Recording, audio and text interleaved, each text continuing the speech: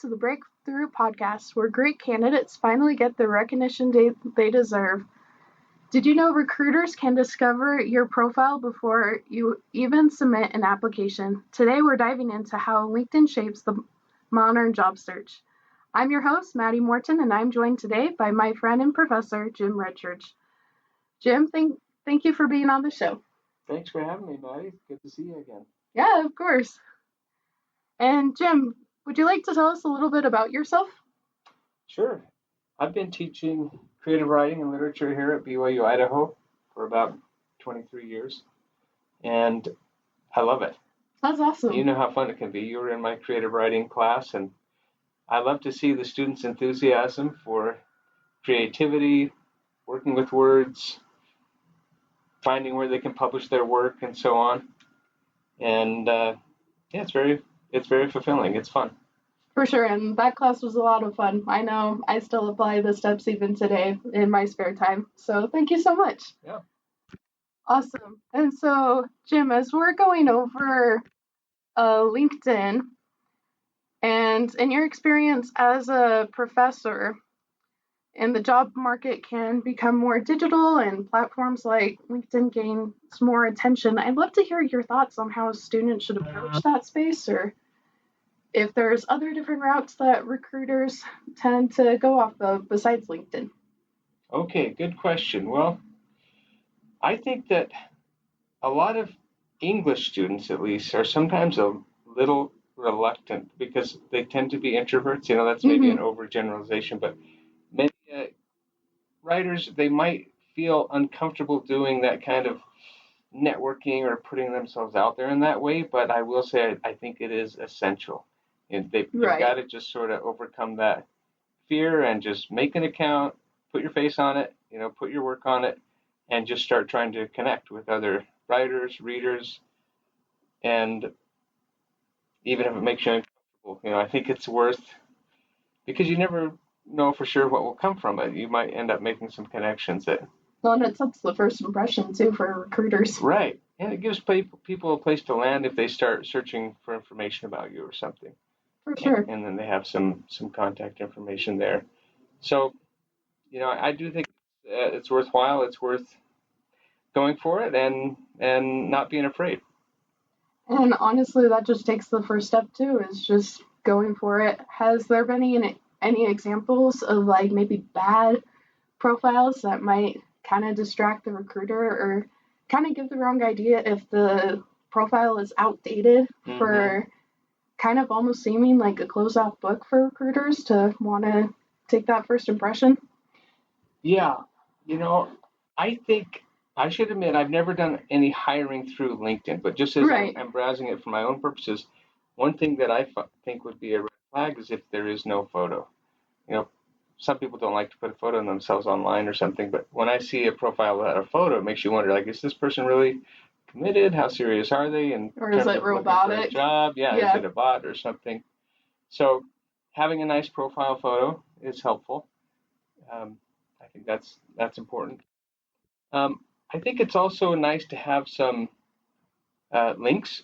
If you have some work that's a portfolio or an example of the type of thing you've done, places where people can go to get a sense of what you're capable of. I think that's good to add to your profile as well. Well, and it just also helps them to know more about you besides just seeing a nice, pretty picture or cool facts on like, yeah, I just published a book. But even still, I think sharing those writing achievements can set a good impression on the recruiters on all the good things we've done. Yeah, sharing your achievements. I think even celebrating the achievements of others is a good way to link and connect.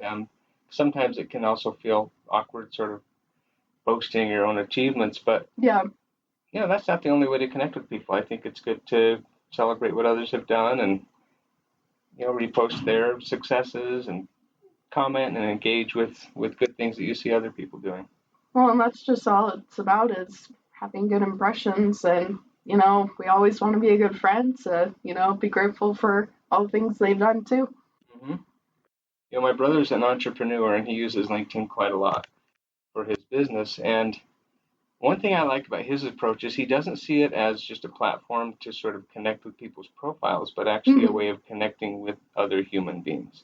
And so he makes an effort to really try to get human connections out of the digital platform. And he'll set up a lunch, or he'll invite somebody over. Or one cool experience he had was with an artist, and he connected with him. He had the artist come to his house. They ended up exchanging some product. He purchased a work of art from this artist, and even though they were in two very different fields, they had a connection that I think benefited them in a meaningful way. So I kind of like his mentality there, to don't think of it as just a profile you're interacting with, but a human being that you might be able to actually connect with face to face in the future. And also I've seen it too, where sometimes there's just like too much information and like too many paragraphs, that once you say like bullet points is the way to go for a LinkedIn profile to simplify. Keep it simple, keep it clean and neat. You don't want to bog it down with too much information. Because you want to treat it like a resume, so it's a good presentation. Mm-hmm.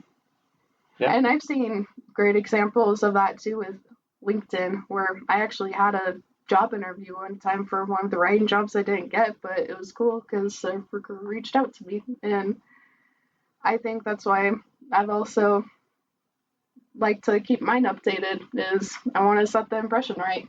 That's right. Yeah, set the impression. And even if you get an interview and you don't get the job, that's still something you're adding to your experience. Yeah. Every interview you have is going to help you be more prepared for the next interview. So, it's not necessarily a loss or a failure there or something. For sure. It's just one step closer to getting that job that you want. And honestly, too, like before we wrap up today, what advice would you offer to students or unemployed, the unemployment fields, where they might feel unsure about LinkedIn or wanting to build up that confidence so they set that impression right, so they can feel like they're getting the recognition they deserve? Mm-hmm. Well, I guess my suggestion would be to try to hit it from a lot of different angles. Yeah. Try a lot of different things, try different types of posts, see what works, see what doesn't, look at your metrics, and your data, and learn from that, and even from that of others, and you'll see what starts to help you connect with the people that can help you find the job, and take note of the things that work. Take note of how it contributes to your successes, because you can repeat those things in the future.